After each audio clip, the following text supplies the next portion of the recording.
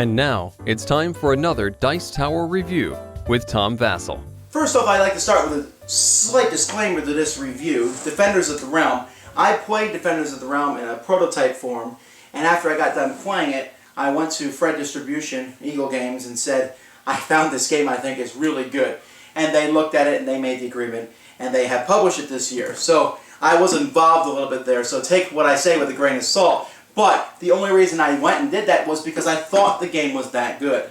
Now that I've seen the production quality of it, I'm really this is just a fantastic game. It's a cooperative game that has some similar feels to a Pandemic, but there's many differences, including rolling dice, attacking fantasy forces, and it really has a super strong theme. Very easily one of the best games of the year.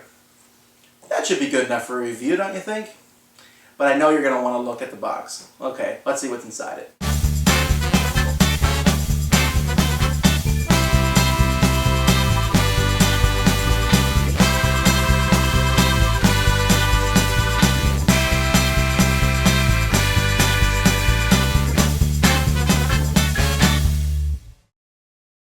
So here's the board to Defenders of the Realm, and you might think that it looks a little gaudy, and yeah, it does. It looks a lot better in person than it does when looking at through the camera here.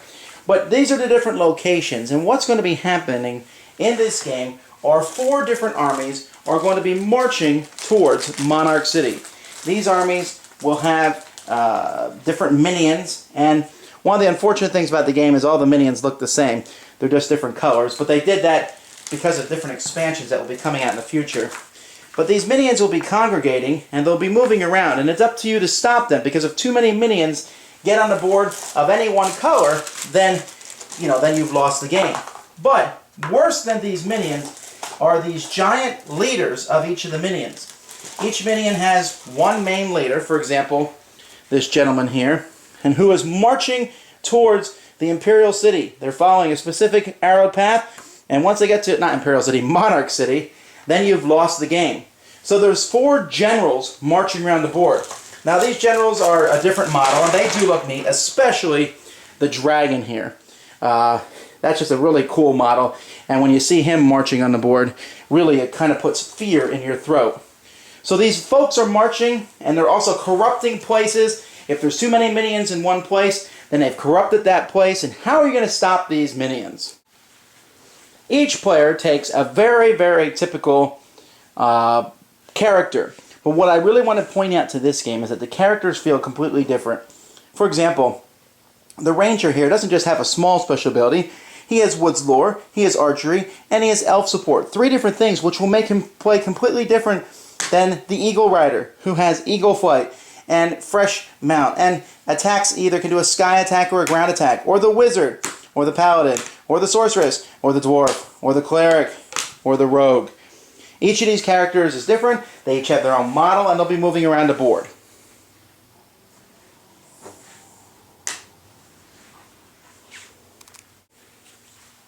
Now there's a lot going on in this game, and I don't have time here to explain all the rules, but I want to point out some of the neat things. As in most cooperative games, there's about 600 different ways to lose, and only 1 to win, which is where you destroy the 4 enemy generals. And there's these cards called Darkness Falls, which you'll be flipping over to show where new minions show up all the time. And the minions some of them are harder to kill than others, while others are easy to kill, like the orcs, but then the orcs spread much faster, so you have to watch them too. Players will be drawing hero cards as they play the game, and these cards are special cards that will give them abilities, or just different location cards, and depending on what's up in the corner, you might be able to use a magic gate to move, or you might be able to ride a horse to go 2 spaces when using this card, or an eagle to ride a certain amount of spaces. And these cards will be used to go to different locations and fight in the different locations. You'll be moving around the board. If too many minions get into one location, that area will be tainted. So you're trying to fight them off. And I really like how each set of minions has a completely different feel. Some of them taint faster. They only need 3 in an area instead of 4. The orcs just spread really quickly. Others have a chance to come back to life. And there's really just this many different faceted. So you're going around and you're fighting these minions all over the board, but eventually you're going to be trying to kill off these generals. The problem is these generals are very difficult. And this game really encourages teamwork. because what you're trying to do is you're trying to get enough cards that let you use dice to fight a specific general. And so you'll get these cards and these dice, and this guy has 6 hit points before he can be killed. And some of these guys have the ability to get rid of cards when attack, but if you work together as a team, you can take these generals out. Now, once you take a general out, the game gets harder. The other 3 generals start pressing faster. You take out 2 generals and 3 generals, and that 4th general just starts marching in with his, the hordes still to come. But eventually you might take him out, hopefully, and then you win the game. I'm not sure that was a very good overview at all. I'm just trying to show you different facets of the game. And like I said, I really like the pieces of the game. I really like the look of the game. Some people don't like the artwork, but I thought that was a pretty neat artwork. And the whole thing just oozes theme. And so what you're doing is you're watching these 4 armies spread. And at first it seems easy. You go around and some of the characters can fight them off better than others. Others might go around and cleanse the taint that has been put on the land, while others are just going around supporting the other characters. And some of the characters may feel stronger than the others, but it's by working together that you become a team. Now there is a competitive aspect. If you're the person who kills off one of the enemy generals, if you kill the most, well then hooray, you're the best of our own combined win. How difficult is the game? Well, you can set the level of difficulty with most games, but I would say it's pretty tough. And the tougher it is, the quicker the game will go. But it's about 2 hours for the full game, especially if you win.